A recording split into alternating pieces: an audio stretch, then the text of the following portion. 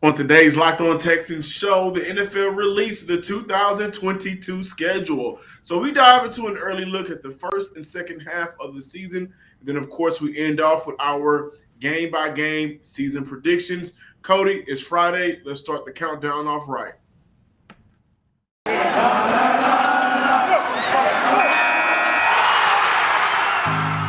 You are Locked On Texans, your daily Houston Texans podcast. Part of the Locked On Podcast Network, your team every day.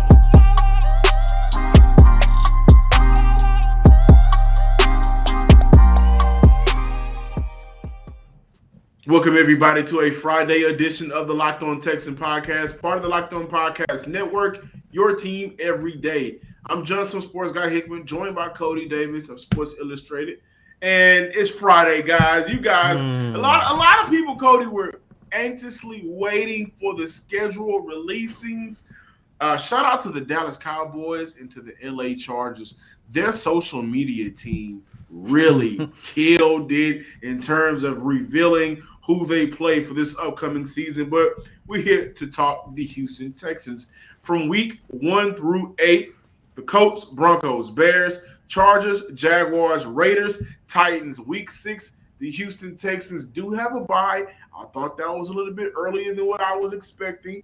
Yes. And at this current time, the Houston Texans, the 2022 strength of schedule is sitting at a 48th percentile based off last year's winnings. And so what Cody and I want to do is take an early look at the first half of the schedule, which is week 1 through 8. Look at our toughest games and the games that we may think will be the most exciting. And then we'll follow up in the second half talking about the rest of the schedule. But Cody, for you, week 1 through 8, exciting, toughest. Who you got?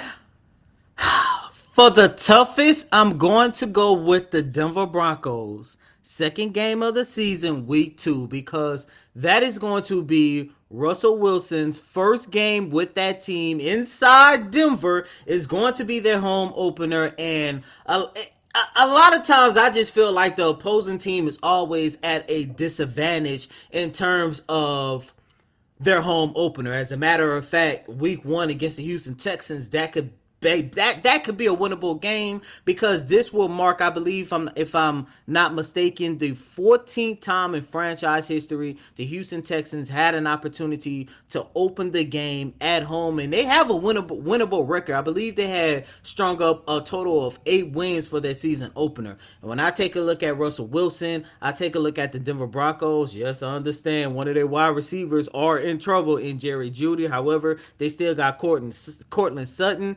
And I just feel like the atmosphere, the energy, that stadium, everybody's going to be excited to finally get a real quarterback, arguably the first real quarterback since Peyton Manning retired in 2016. And I think the Denver Broncos are going to try their hardest to start the season off strong, because they are in the AFC West, and that is going to be one crazy division. And I think, given the Broncos schedule, I had an opportunity to see some of the opponents they had early up front. As a matter of fact, they actually opened the season against the Seattle Seahawks in Seattle. So I think Russell Wilson alone, he's going to have an opportunity to get back to the player that we all know and love during his time in Seattle.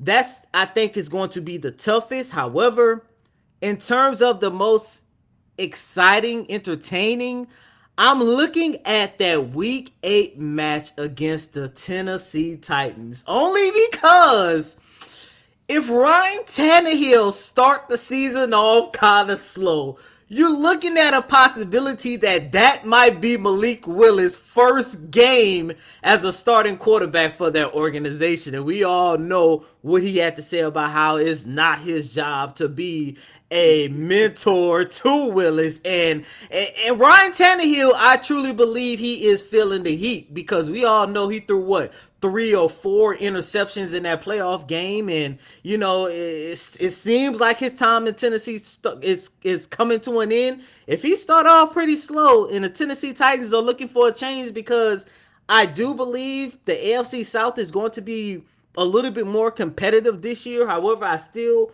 will consider Tennessee to be the best team, if they just feel like they just need to shake up a minor change under center, Malik Willis, starting quarterback, Tennessee Titans, NFL debut against the Houston Texans, Week 8.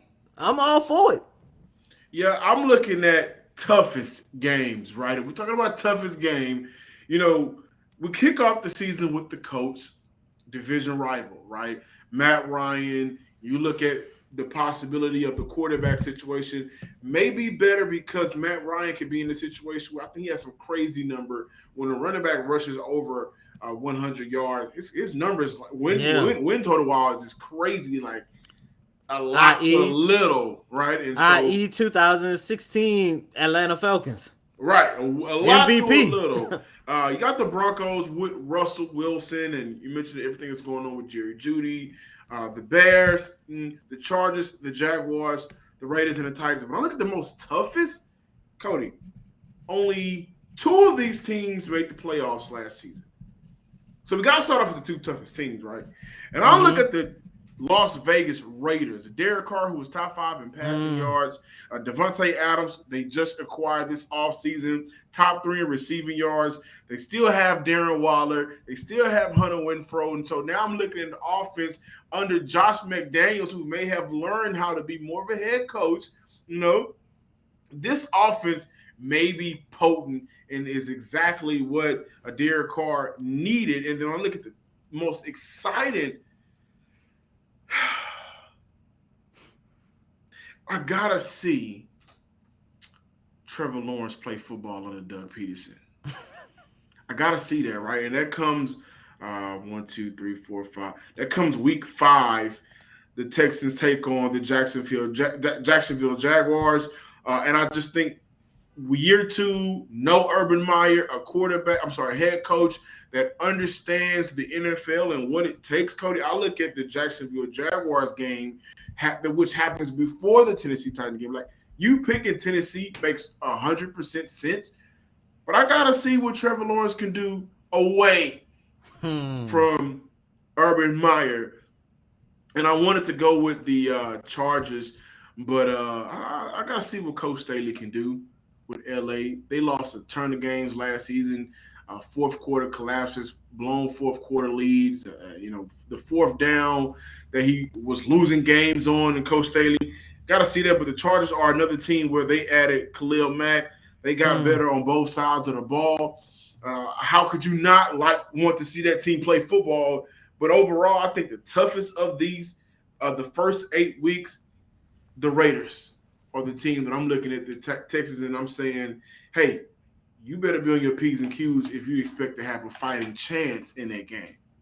And I don't want to turn this into a whole one-on-one battle, but in terms of other games that I'm excited for, especially for the first 8 games of the season, I cannot wait to see how Davis Mills is going to perform against Justin Fields, and of course the guy you just mentioned, Trevor Lawrence. Because John, you and I just talked about this, the disrespect that Davis Mills has to be feeling. Like, we can go back and forth about this all day long. Mac Jones, say what you want about him, playing with the New England Patriots. It's the system quarterback, whatever the case might be. You got to give respect where respect is due. He was by far the best rookie quarterback last year. But in terms of the second best rookie quarterback, Davis Mills' name should be in the running. And once again, we just talked about this. It doesn't make sense where you look at second-year quarterbacks. Either they leave his name off the list or he is not listed at all. I'm pretty sure Davis Mills might be circling those games and thinking to himself, I'm going to show them why I am, if not the second best, the best second-year quarterback in the National Football League. I think right now some of the betting odds are out for Houston, whether they win over under 4.5 games for next season. I do want to mention that the Houston Texans do have one primetime game. They have another Thursday night football against Philly. They also have 3 o'clock games this upcoming season. And so for Houston, they get another opportunity, the national stage, to play some football. Maybe this year will be a whole lot different than what we saw last year. And that Philly game will come week 9. Again, that is a Thursday night football game.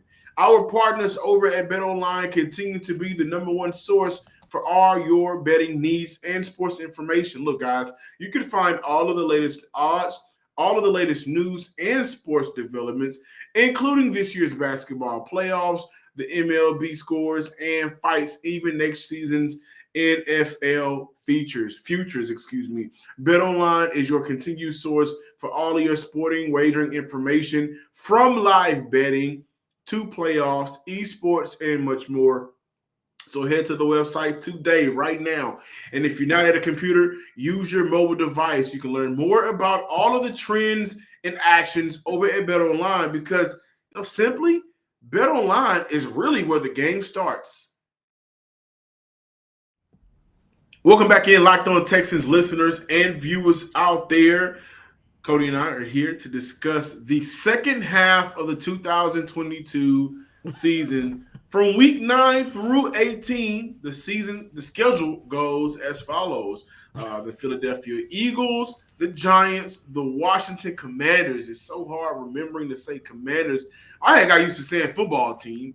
The Dolphins, the Browns, the Dallas Cowboys, the Chiefs, the Titans, the Jaguars, and the Colts. And those last 3 games are all division games, AFC South matchups. I think that's going to be very exciting. And if we're going to continue the trend, right? We're going to look at the most exciting and the toughest, and look at some of it. Before we look at all that, Cody, I will like to say that there are 3-week stretches for Houston where, if we're going based off last season, their opponents in those 3 weeks, they have an opportunity to steal a couple of these games, right?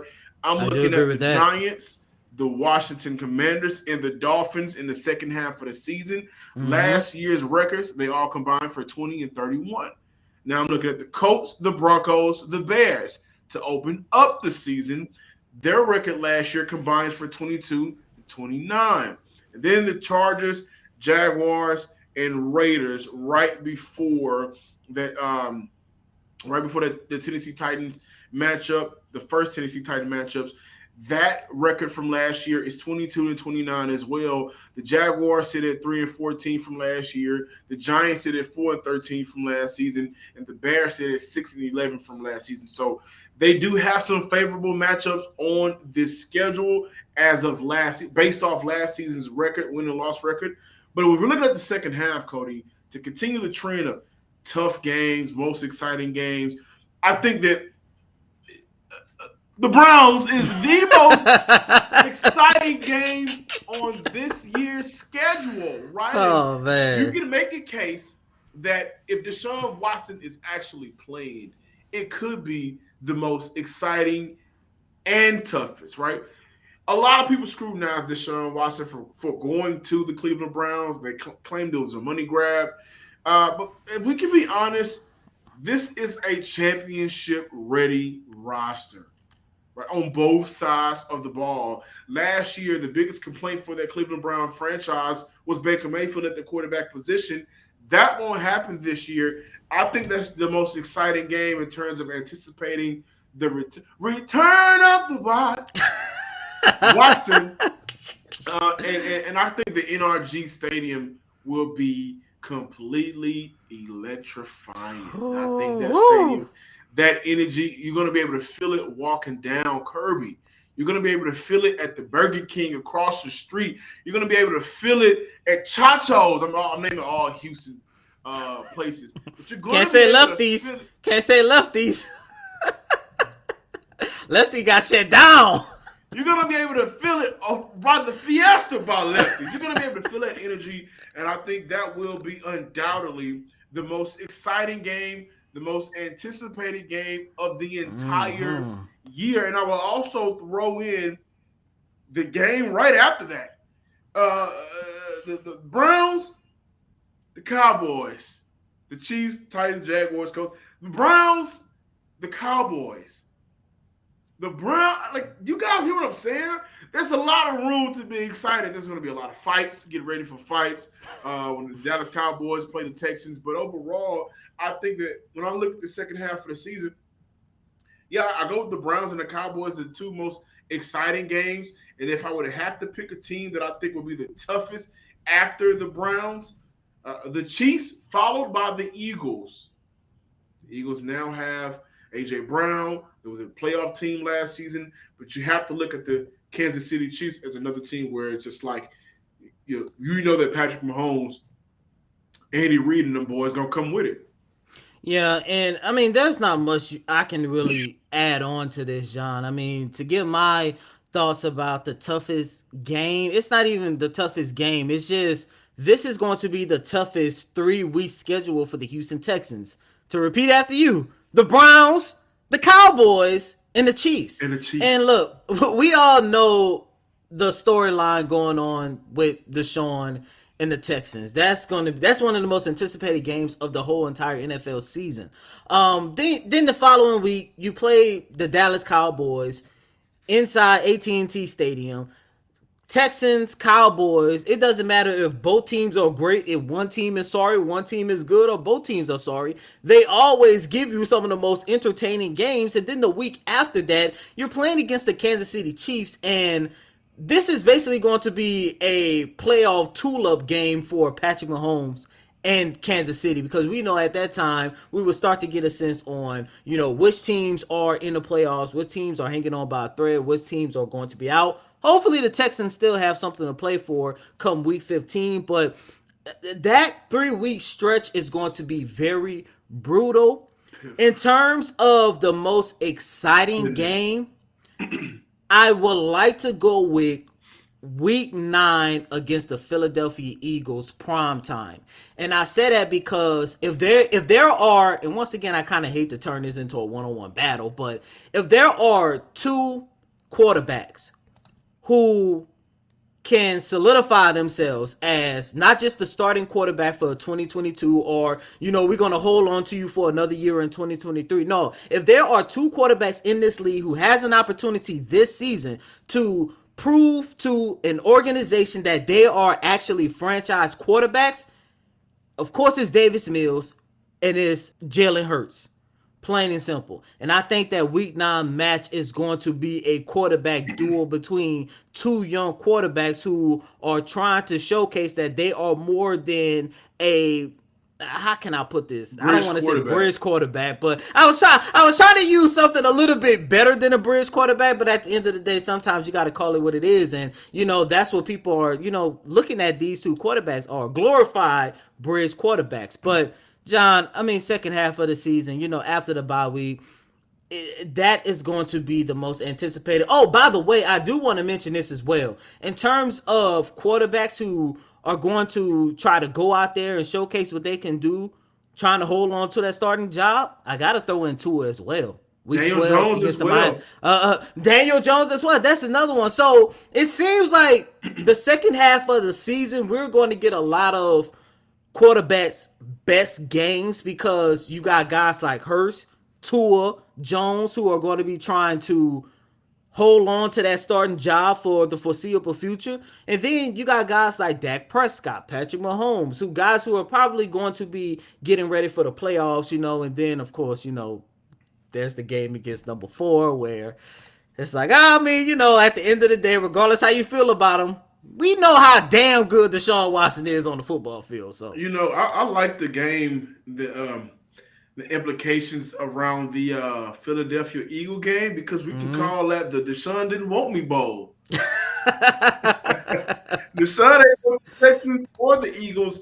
Here's a quick tidbit. You mentioned the Eagles, right? You got to look at Daniel Jones for the New York Giants. I think he's a quarterback. yeah, I And shout forgot out about to the him. Locked On Giants. Shout out to Patricia that's covering the Giants for the Locked On Giants podcast. Like, he's a quarterback that question marks.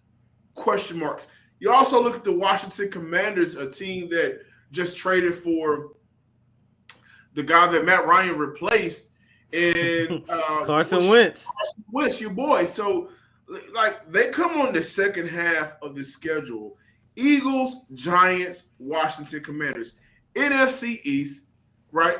And so we know that that's one of the most, in terms of how you can describe it, a bloody type of division. Like they scratch and claw for every win, right? Every single year it seems like. So they're going to be a tough division. They got to kick it off with, with all three teams. They end with the Cowboys after they play the Browns. I'll say this: the Texans' second half of this season is going to show where coaching, character, toughness, and overall how much talent they really have on that roster is really there, right? And so the second half is going to be one of those halves where they may get scrutinized a lot. We're going to come back before we get out of here with, our rapid fire game by game predictions, win and loss predictions. And you guys know Cody. If you know Cody, he's going to say some crazy win amount. Because that's just what he does. No, but you got to give me credit. Last year I said I could see them winning 5, and they won 4. Thank you. He was close to 5. Hey, but Cody, imagine dipping your finger into the plastic tub of birthday cake frosting and then opening your eyes and realizing that was only 150 calories and 16 grams of protein worth a snack. This is what it's like to eat a birthday cake puff from Built Bar. I just received my birthday cake puffs, and honestly, guys, I have never had anything like this before in terms of a healthy treat and snack. They're available right now, and listen, can't promise they'll be available tomorrow. So go and check it out today at built.com. And again, when we talk about Built Bars, what are we talking about? We're talking about bars that are always going to be covered in 100% real chocolate, a variety of different flavors, and honestly, the best healthy snack on the market. So go to built.com, use promo code LOCK15 and get 15% off your order today. Use promo code LOCK15 for 15% off at built.com.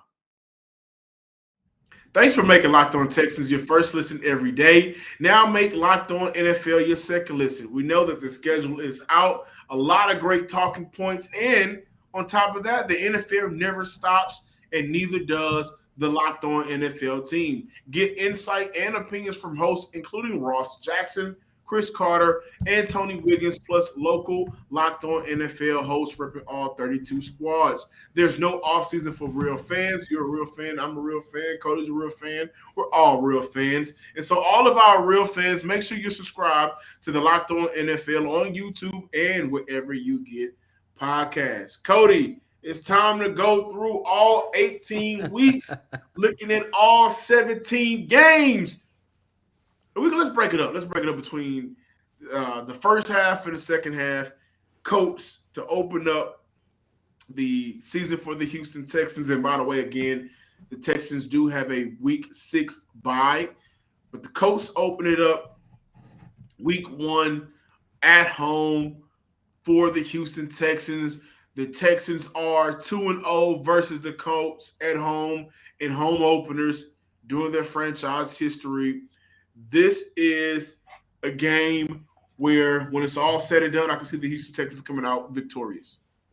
Yeah, and I do agree. And by the way, John, I do want to mention this as well. As I said, it seems like for the opposing team, being the home team's first opponent, home opener, new season, the Houston Texans, they have played 13 games week 1 inside NRG Stadium, and they are 8-5, and I think that is going to improve to 9-5 this year.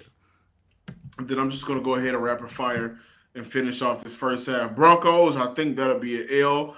You guys don't understand how great I think Russell Wilson is as a quarterback, and if Jerry Jeudy is on the field, I think that the offense would be explosive. I think this offense would be pretty damn good without Jerry Jeudy on the field as well. So I'll look at that as an L. The Chicago Bears are one of those teams where I'm not sure what they did in the offseason to get better, and so I think the Houston Texans could possibly beat the Chicago Bears. In the first 3 weeks, I got the Texans at this time 2-1 based off what I saw last season and this offseason.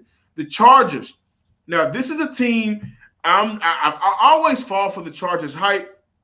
Not too confident in Coach Staley right now, but I think that they're going to be too much offensively. I think that the Texans lose that game, the first Jacksonville Jaguars game of the season. This is a game that I picked the Houston Texans to win at this time.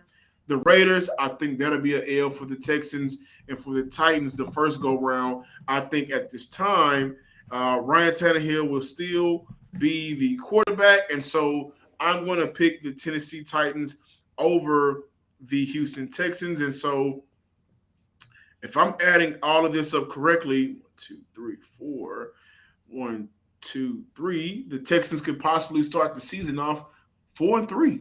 Well, like I just mentioned, I do have the Houston Texans kicking off their regular season with a win against the Indianapolis Colts. And by the way, John, I don't think you and I are going to be too far off in terms of win-loss records because I have the Houston Texans losing against the Broncos, beating the Bears, losing against the Chargers, beating the Jacksonville Jaguars, losing against the Raiders. However, I do have the Houston Texans beating the Tennessee Titans, and I have them sitting at 4-3 as of right now. And I do want to apologize. I have the Houston Texans sitting at 3-4. With the Tennessee Titans beating the Texans, that will give them 3 wins and 4 losses. Looking at the second half of the season, starting with the Eagles, I got that as an L for the Houston Texans. I have the New York Giants as a dub, the Washington Commanders as an L. The Dolphins is one of those games where it's a toss up, but if I'm going off based off last season, and if Tua Tagovailoa is still the quarterback, I think that's a game that the Texans can win. So I have a dub for the Texans there. I got the Browns, Cowboys, and Chiefs all losses. I got a win against the Tennessee Titans in the second half of the season. I got a L for the Jaguars for the Texans in the second half of the season. And I got a L for the Colts in the second half of the season as well. So 1, 2, 3. That comes out to 3-7 in the second half of the year. 6-14, not 6-14. I'm sorry. 6-11 overall. The reason why I'm laughing because I thought you and I, for the first time, will actually be close in record, John.